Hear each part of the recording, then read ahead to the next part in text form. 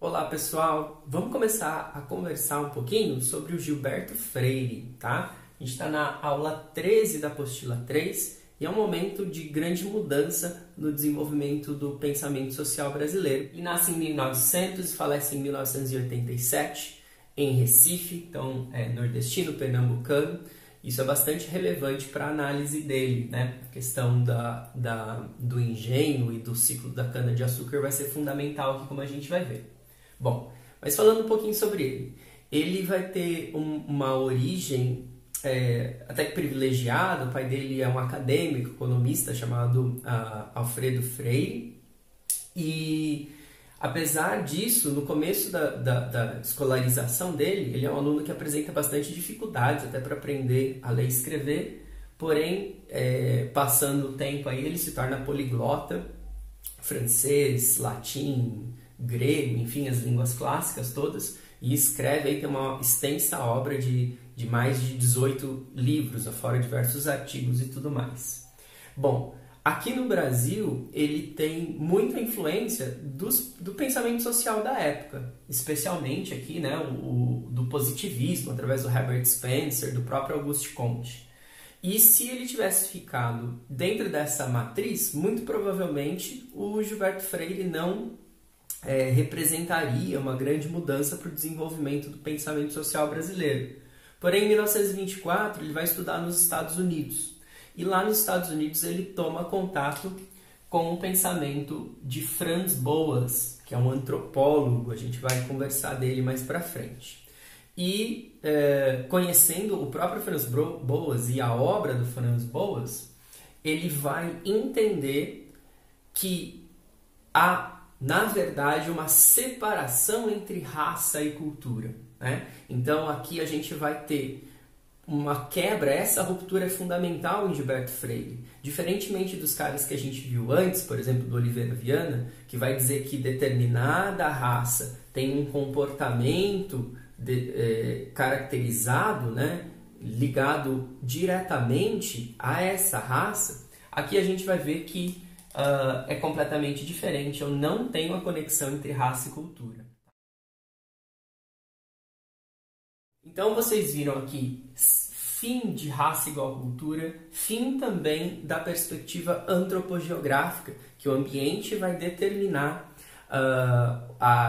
o que é aquela pessoa, né? Que vai ter uma influência direta nas ações e na própria formação das pessoas. Bom, principal obra, né, já adiantei um pouquinho, Casagrande e Senzala. E olha que importante, ele coloca esse E aqui não de maneira aleatória.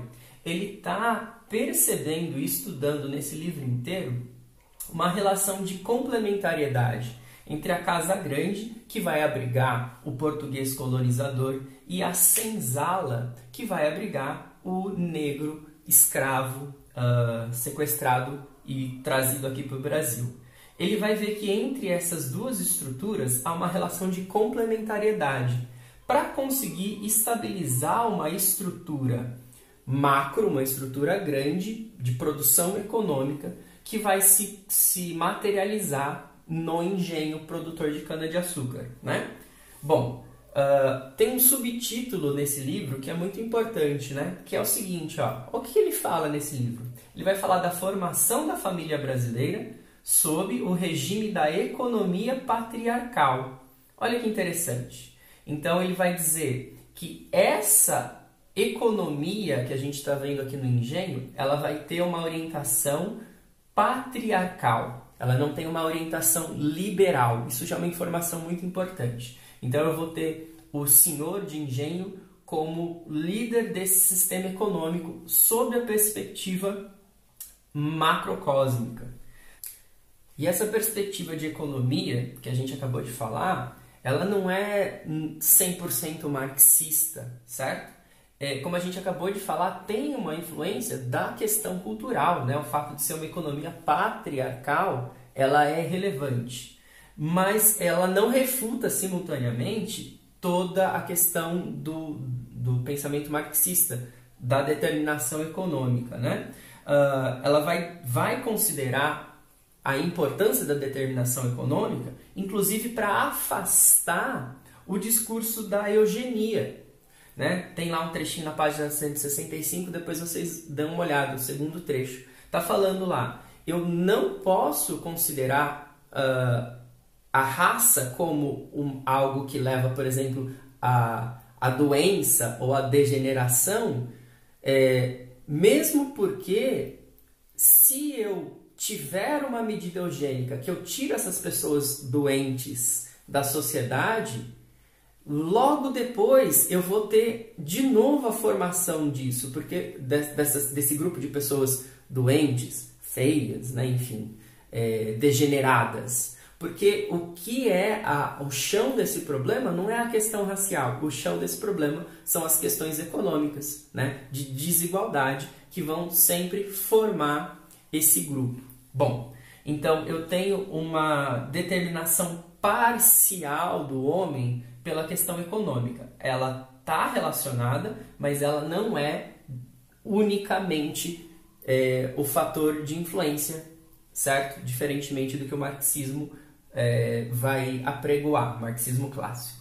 Bom, e aqui, ó, quando a gente fala da formação da família, a gente está num ponto de vista microcósmico. Ele está falando aqui sobre como dentro das paredes desse engenho vai se processar a miscigenação entre o branco e o negro, o índio também vai aparecer de maneira fundamental.